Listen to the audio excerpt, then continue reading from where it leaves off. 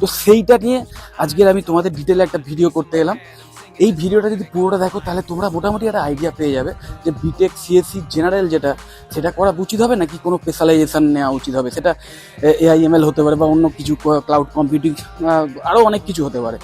তো যাই হোক, প্রথমে আমি তোমাদের বলে দিই এই এআই অ্যান্ড এমএল এটা নিয়ে আমি কয়েকটা নেগেটিভ রিভিউ আমি দেখছিলাম।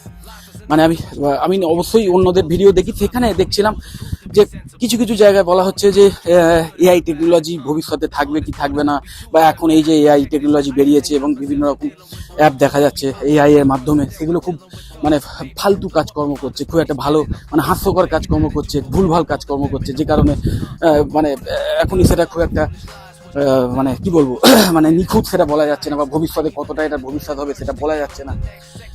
আমি প্রথমেই তোমাদের এই কথাটা একদম ডাইরেক্ট আমি বলতে চাই যে এই